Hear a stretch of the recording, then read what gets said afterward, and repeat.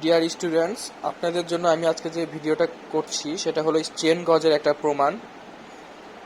তো চলেন আমরা প্রমাণটা দেখি, পরে আপনারা এই ভিডিওটা থেকে জিনিসগুলো বুঝে নিতে পারবেন। এই জন্য আপনাদের জন্য আমি ভিডিওটা করছি। তো চেইন গজ অ্যাকচুয়ালি রেজিস্ট্যান্সের সাথে যে অন্য কিছুর সম্পর্ক এটা ডিটারমাইন করে। যেমন আমরা জানি যে রেজিস্ট্যান্স আর সমান রো এল ডিভাইডেড বাই এ। তো আমরা যদি ধরেন এটা হচ্ছে একটা তার, যে রেজিস্ট্যান্সটা হচ্ছে আর সমান রো এল বাই এ। তো এটার লেন্থ হলো এল আর প্রস্থচ্ছেদের ক্ষেত্রফল হলো এ, এবং রোটা হচ্ছে এটার রেজিস্টিভিটি। তো এখন আমরা যদি এই আর কে ডিফারেন্সিয়েট করি এস এর সাপেক্ষে, দ্যাট মিনস ধরেন স্ট্রেইনের সাপেক্ষে, তাহলে আমরা প্রথমে কি করতে পারি, রো আর এ কে ফিক্সড রাখতে পারি, রেখে আমরা ডিএল ডিএস করতে পারি। আবার প্লাস আমরা যদি রো আর এল কে ফিক্সড রাখি, ধরেন রো আর এলটা ফিক্সড, তাহলে আমরা 1/a কে যদি ডিফারেন্সিয়েট করি তাহলে লিখতে পারি হলো -1/a square DA DS plus, আবার যদি আমরা l/a কে ফিক্সড রাখি, ধরেন এখানে ভেরিয়েবল l/a ফিক্সড, তাহলে রো কে যদি ডিফারেন্সিয়েট করি তাহলে লিখতে পারি হচ্ছে ডি রো ডিএস। এখন আপনারা অনেকে এই লাইনটা বুঝতে পারেন, আবার অনেকে লাইনটা নাও বুঝতে পারেন। জিনিসটা হচ্ছে পার্শিয়াল ডেরিভেটিভ করেছি আমি। দেখেন এখানে আর এর সাথে কিন্তু আমার রো এর সম্পর্ক আছে, এল এর সম্পর্ক আছে, আবার এর সম্পর্কটাও আছে। বাট আমি কিন্তু এখানে রো এর সাপেক্ষে অথবা এল এর সাপেক্ষে অথবা এর সাপেক্ষে কিন্তু ডিফারেন্সিয়েট করি নাই, আমি ডিফারেন্সিয়েট করেছি হলো এস এর সাপেক্ষে। এস কে এখানে বলা হচ্ছে স্ট্রেইন বা ফোর্স। এখন দেখেন আমি ফর এক্সাম্পল একটা উদাহরণ দিই আপনাদের, যে ধরেন একটা তারের প্রস্থচ্ছেদের ক্ষেত্রফল এ কি হইতে পারে। এ সমান হচ্ছে আমরা জানি π/4 ডি স্কোয়ার। এখানে ডিটা কি, এখানে ডিটা হচ্ছে ওই তারের ব্যাস।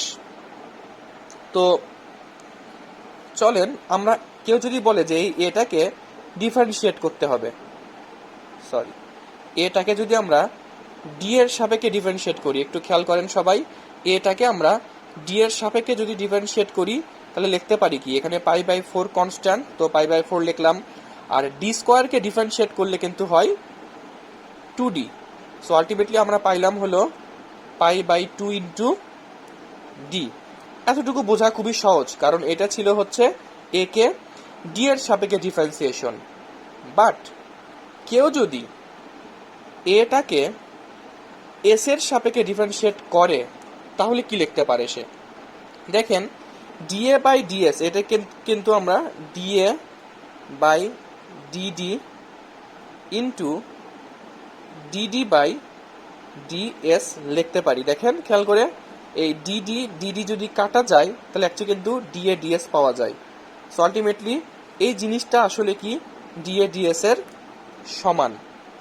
সো চলেন আমরা এখন দেখি এটা সমান আবার কি লেখা যায়, এটা আলাদা পার্ট। আচ্ছা দেখেন ডিএ ডিডি মানে কি, ডিএ ডিডি মানে হচ্ছে এ কে ডি এর সাপেক্ষে ডিফারেন্সিয়েশন, আর ডিএ ডিএস মানে কি এ কে এস এর সাপেক্ষে ডিফারেন্সিয়েশন। তো আমরা কিন্তু এটা অলরেডি বের করেছি। দেখেন যে ডিএ ডিডি এটার মান কিন্তু আমরা অলরেডি বের করেছি, কত, π/2 ইন্টু ডি। এর সাথে এই পার্টটা থেকে যাবে, that means del D DS, এটা আমরা লিখতে পারতেছি। সো এইরকমই এখানেও সেম কাজটা করা হয়েছে, কি যে এখানে ভেরিয়েবল কিন্তু তিনটা, কিন্তু এই তিনটা ভেরিয়েবলে কারোর সাপেক্ষেই কিন্তু আমি আর কে ডিফারেন্সিয়েট করি নাই, আমি করেছি হচ্ছে নতুন একটা ভেরিয়েবল এস এর সাপেক্ষে। সো একটু খেয়াল করেন আমরা কি লিখতে পারি, ডি আর ডিএস সমান, এখানে কি করতে হবে, আমার রো আর এ কে প্রথমে ফিক্সড রাখলাম, তাহলে এল কে ডিফারেন্সিয়েট করলে কিন্তু ডিএল ডিএস।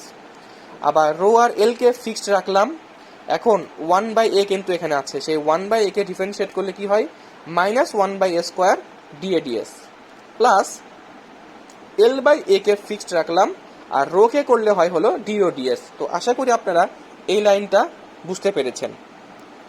চলেন এরপরে আমরা ফার্দার ক্যালকুলেশন করি। এরপরে আমরা একটা কাজ করব, আমরা এই ইকুয়েশনের উভয় পাশকে আর দ্বারা ভাগ করব। তাহলে আর দ্বারা ভাগ করলে আমরা কি লিখতে পারি, 1/r dr ds সমান 1/r যা ছিল তাই dl ds plus rho l divided by r minus 1/a square dA ds plus l/a আগের মতন থাকলো, জাস্ট একটা 1/r দিয়ে ভাগ করলাম ইন্টু 0 ds। ওকে, তো আশা করি আপনারা বুঝেছেন যে এই লাইন থেকে এই লাইনে কি করলাম, আমি আর দ্বারা উভয় পক্ষকে ভাগ করলাম। তো আশা করি আপনারা এই পর্যন্ত বুঝেছেন। দেখেন আমরা কিন্তু প্রথমেই বলেছি আর এর ভ্যালু হচ্ছে রো l/a। সো এই আর এর ভ্যালু যদি আমি এখানে বসাই, দেখেন 1/r dr ds সমান, এইখানে আমরা কি করব, আর এর ভ্যালুটা বসাবো। আর এর ভ্যালু কত শিখেছি আমরা, রো l/a। তো আর এর বদলে যদি আমরা রো l/a বসাই, তাহলে দেখেন রো l/a, এটা উপরে চলে যাবে। আর আগে থেকে ছিল কি, দেখেন আগে থেকে ছিল হচ্ছে rho by a dl ds plus আবার আমি লিখলাম রো l, আর এর বদলে লিখলাম হচ্ছে rho l divided by a, যেটা উপরে চলে যাবে আবার, into minus 1/a square dA ds আগের মতনই রাখলাম, প্লাস আবার এই আর এর ভ্যালুটা আমরা বসাবো কি, সেটা rho l divided by a, যেটা আবার উপরে চলে যাবে। আর আগে থেকে কি ছিল, l/a টা ছিলই, সো l/a রাখলাম ইন্টু d রো ds ছিল, d রো ds টাও আগের মতনই রেখে দিলাম। তাহলে এর পরের লাইন আমরা কি লিখতে পারি, 1/r dr ds সমান, দেখেন এখানে রো রো কাটা যায়, এ কাটা যায়, তাহলে থাকে কি 1/l dl ds প্লাস এখানে রো এল কাটা, এর সাথে একটা এ কাটা যায়, তাহলে হবে হলো minus 1/a dA ds plus এখানে দেখেন এল কাটা, এ সাথে এ কাটা, তাহলে থাকলো কি 1/rho d রো ds। দেখেন এই পর্যন্ত আমরা একটা সুন্দর একটা ইকুয়েশনে চলে আসলাম। ওকে, এরপরে আমরা কি করব, দেখেন এখানকার 1/r dr ds সমান যা ছিল সেটাই লিখব, 1/l dl ds। আমরা একটু এখন খেয়াল করি, এখানে প্লাস আর মাইনাস অবভিয়াসলি মাইনাস হবে, এবং দেখেন dA ds এর ভ্যালুটা কত আমরা কিন্তু এখানে বের করেছি। dA ds এর ভ্যালুটা হচ্ছে π/2 into d del d del s। আচ্ছা, আবার এরিয়াকে আমরা কত লিখতে পারি, a সমান, a কিন্তু আবার π/4 d স্কোয়ার। সো আমরা এর ভ্যালুটা যদি এখানে বসাই, তাহলে লিখতে পারি হলো π/4 ইন্টু d স্কোয়ার, উপরে একটা 1 ছিল, আর dA ds এর ভ্যালুটা আমরা এখান থেকে পাই π/2 into d, π/2 into d into del d del s into del d del s plus যা ছিল তাই এখানে যা আছে তাই 1/rho d রো ds। ওকে, এই পর্যন্ত আমরা শিখলাম। এটা আমরা একটা ইকুয়েশন দিই, ইকুয়েশন নাম্বার 1, যেটা আমরা অপর পেজে গিয়ে আবার সেম ক্যালকুলেশন করব, এখান থেকে আমরা স্টার্ট করব। তো আমরা চলে আসলাম পরবর্তী পেজে। এই পেজে আমরা আগেকার লাইনে ইকুয়েশনটা আরেকবার লিখি একটু কাটাকাটি করে, 1/r dr ds সমান 1/l dl ds minus 2/d পাওয়া যাবে যদি আমরা কাটাকাটি করি, 2/d del d del s plus 1/rho d rho ds। Okay, আমি এই ইকুয়েশনটাকে 2 নাম্বার ইকুয়েশন নাম দিলাম। এখন আমরা কিছু নতুন জিনিস সম্পর্কে শিখব। চলেন প্রথমে আমরা যেটা শিখবো সেটা হচ্ছে পয়জনস রেশিও। পয়জনস রেশিও, এই পয়জনস রেশিওর হচ্ছে ভি দ্বারা প্রকাশ করা হয়। এটা হচ্ছে আপনাদের নোটে এটা আছে, ল্যাটেরাল স্ট্রেইন ডিভাইডেড বাই হলো লঙ্গিটিউডিনাল স্ট্রেইন।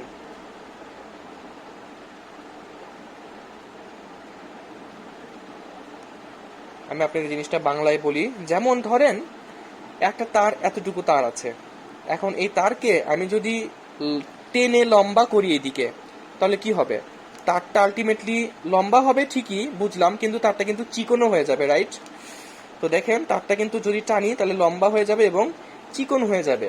তাহলে আমাদের এই তারের ধরেন ব্যাস আগে ছিল ডি এবং লেন্থ আগে ছিল হলো এল, এই লেন্থটা হচ্ছে ছিল এল।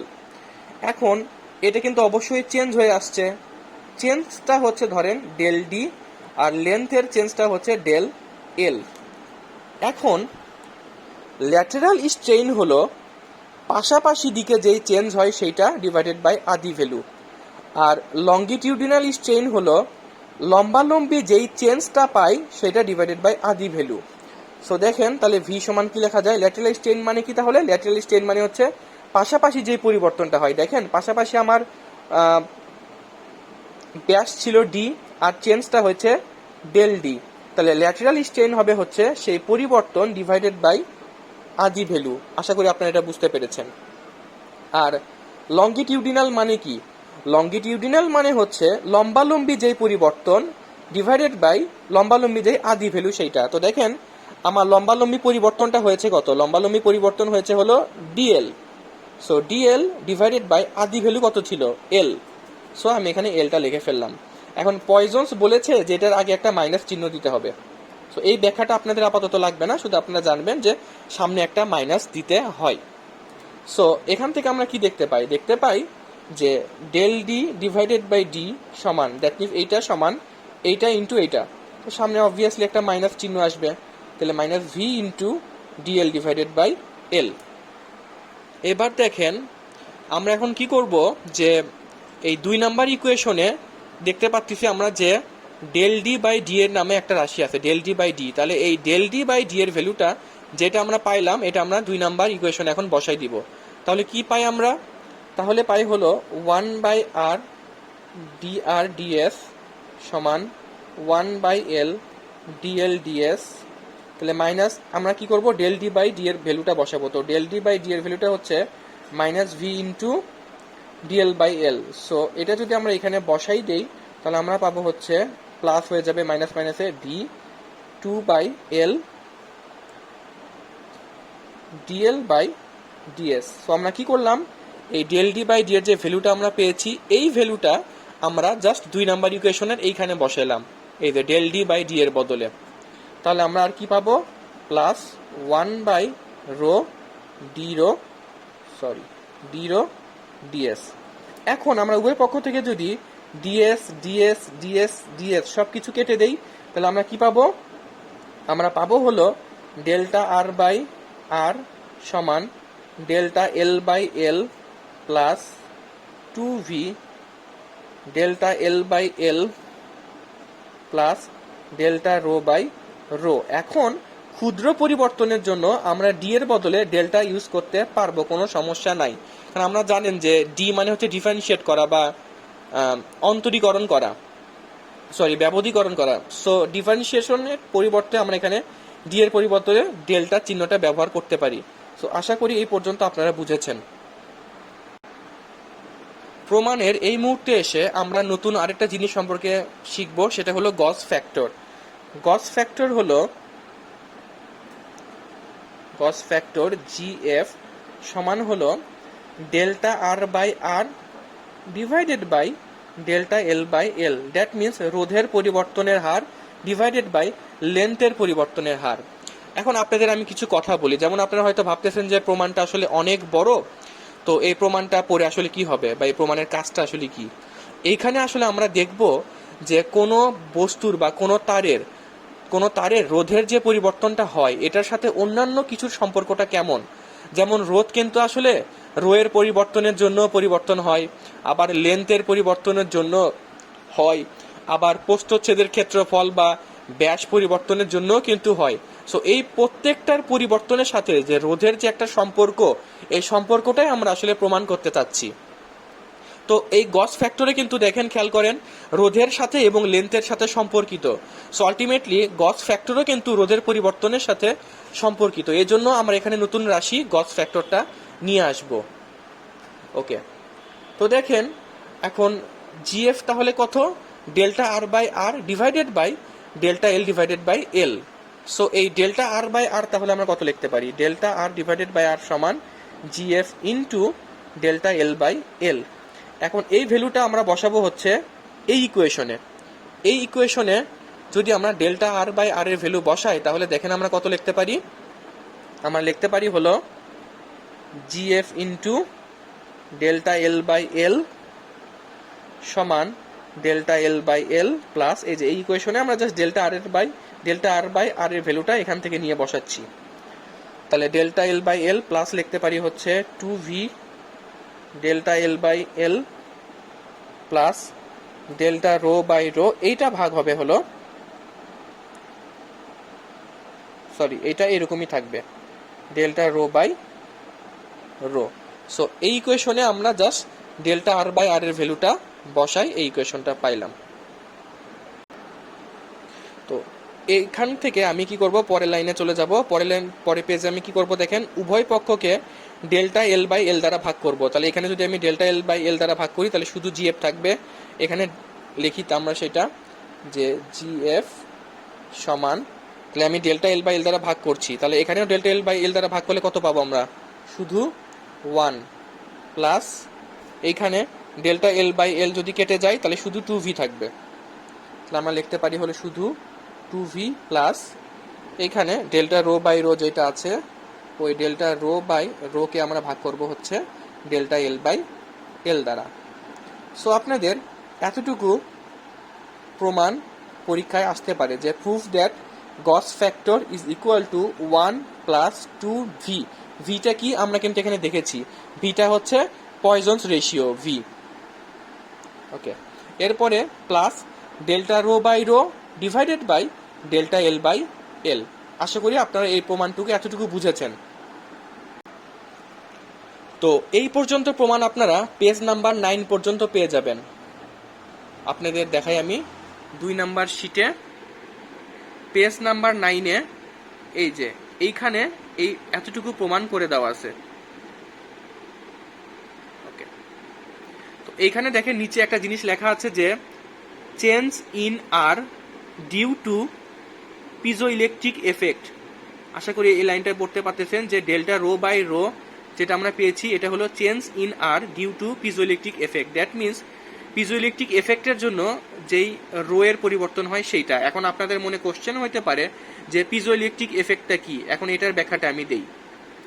তো পিজোইলেকট্রিক এফেক্ট হলো এমন একটা এফেক্ট যেটা হচ্ছে কোনো বস্তুর লেন্থ চেঞ্জ হইলে যদি তার রোধের চেঞ্জ হয়, সরি আমি ভুল বললাম, এটা হচ্ছে কোনো বস্তুর লেন্থ চেঞ্জ হওয়ার সাথে সাথে ওই বস্তুটার রো চেঞ্জ হওয়া, দ্যাট মিনস রেজিস্টিভিটি চেঞ্জ হওয়া। তো কোনো বস্তু যদি লেন্থ চেঞ্জ হয় এবং তার যদি এটার লেন্থ চেঞ্জ হওয়ার ফলে রেজিস্টিভিটিটা চেঞ্জ হয় তাহলে এই এফেক্টটাকে আমরা বলবো হলো পিজোইলেকট্রিক এফেক্ট। এটা আপনাদের 2 নাম্বার শিটেই প্রথম দিকেই বলা আছে। তো এখন দেখেন যেই সকল বস্তুর লেন্থ পরিবর্তনের সাথে সাথে রো এর পরিবর্তন হয়, দ্যাট মিনস রেজিস্টিভিটি পরিবর্তন হয়, সেই সব ম্যাটেরিয়ালকে বলা হয় পিজো ইলেকট্রিক ম্যাটেরিয়াল। এখন আপনারা বলতে পারেন যে স্যার সব বস্তু তো পিজো ইলেকট্রিক ম্যাটেরিয়াল নাও হইতে পারে। তাহলে হ্যাঁ, যে সকল বস্তু পিজো ইলেকট্রিক ম্যাটেরিয়াল না তাদেরকে বলা হয় হলো নন পিজো electric material. So non piezoelectric ম্যাটেরিয়ালের জন্য আমরা কি লিখতে পারি যে আসলে লেন্থের পরিবর্তনের সাথে রো এর কোনো পরিবর্তন হয় না, that means delta rho by rho এই পরিবর্তনটা 0, তাই না? তাহলে যে নন পিজোইলেকট্রিক ম্যাটেরিয়ালের ক্ষেত্রে কিন্তু আমার ডেল্টা এল বাই এল এর পরিবর্তন হলেও রো এর কোনো পরিবর্তন হয় না, তার মানে ডেল্টা রোটা আসলে 0। সো এইখানে এই ভ্যালুটা যদি 0 হয় তাহলে 0 বাই সামথিং মানে পুরাটাই তখন 0 হয়ে যাচ্ছে। তাহলে আমরা নন পিজোইলেকট্রিক ম্যাটেরিয়ালের জন্য প্রমাণটা কি পাই, প্রমাণটা পাই হলো জিএফ সমান 1 plus 2v। So non piezoelectric ম্যাটেরিয়ালের জন্য এই প্রমাণটাও আপনাদের আসতে পারে যে proof that for a non piezoelectric material GF সমান 1 প্লাস 2v। আশা করি এই প্রমাণটা আপনারা শেষ পর্যন্ত বুঝতে পেরেছেন। Thank you.